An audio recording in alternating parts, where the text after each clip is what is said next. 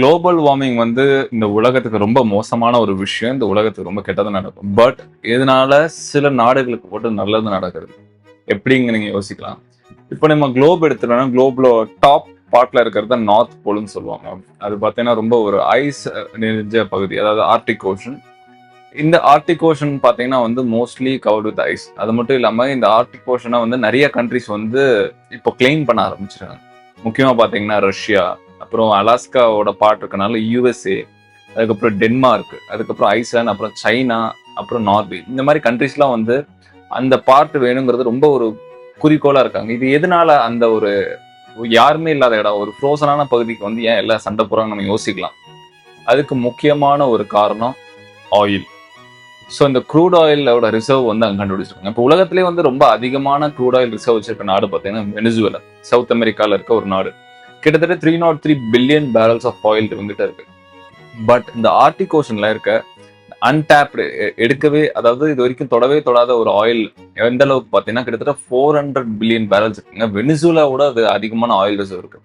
So அதனாலே வந்து எல்லா கண்ட்ரிஸும் வந்து இதை எடுத்தே ஆகணுங்கிற ஒரு குறிக்கோள்ல இருக்காங்க. பட் இதனால நிறைய பிரச்சனைகள் வருது.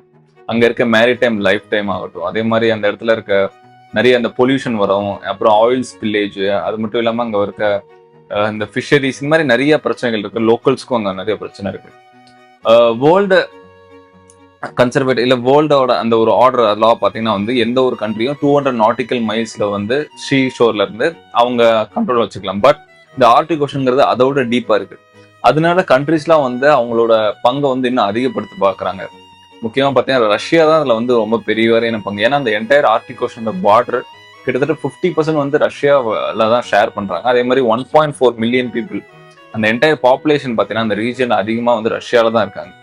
ஸோ அதனாலேயே இந்த ரஷ்யாவோட கிளைம் வந்து அதிகமா இருக்கு. அது மட்டும் இல்லாம யூஎஸ்ஏ பத்தி நமக்கு நல்லா தெரியும். எங்கெங்க ஆயில் இருக்கோ அங்க யூஎஸ்ஏ இருக்கும். துரும்ப இருக்கிறதுல இறைவன் இருக்கிற மாதிரி ஆயில் இருக்கிற இடத்துல யூஎஸ்ஏ இருக்கும். ஸோ அந்த மாதிரி வந்து அவங்களும் அந்த இடத்த வந்து எப்படியாவது கைப்படுத்தணும்னு முயற்சி பண்றாங்க. ஏன்னா 400 பில்லியன் பேரல்ங்கிறது பல ட்ரில்லியன் டாலர்ஸ் ஆன ஒரு எக்கானமி, ஒரு வெல்த். ஸோ இதை எல்லாரும் வந்து கட்டுப்படுத்த முயற்சி பண்றாங்க. நிறைய என்ஜிஓஸ் என்பிஓஸ்லாம் இதை எதிர்க்கிறாங்க. ஏன்னா அது வந்து மிகப்பெரிய ஒரு பொல்யூஷன்ல வந்து கொண்டு போய் விடும்.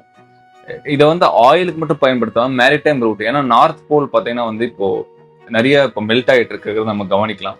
ஸோ அதனால பார்த்தீங்கன்னா மேரிடைம் ரூட் வந்து ரொம்ப ஷார்ட்டாகவும், அதே மாதிரி இந்த ஷிப்பிங்க்கு வந்து ரொம்ப ப்ராஃபிட்டபுளாகவும் இருக்கும். ஸோ இது மாதிரி எல்லா ஒரு கன்சர்னையும் வச்சுட்டு எல்லாரும் அந்த ஆர்டிக் ஓஷனை வந்து நோக்கி பார்க்குறாங்க உலகம் முழுவதும். இது முக்கியமாக சைனா கூட இதில் இன்ஃப்ளூயன்ஸ் வந்து அதிகமாக பண்ணுறாங்க. சொல்லப்போனால் சைனாக்கும் ஆர்டிக் ஓஷனுக்கும் சம்மந்தமே இல்லை நம்ம ஜியோகிராஃபிக்கலாக பார்த்தா.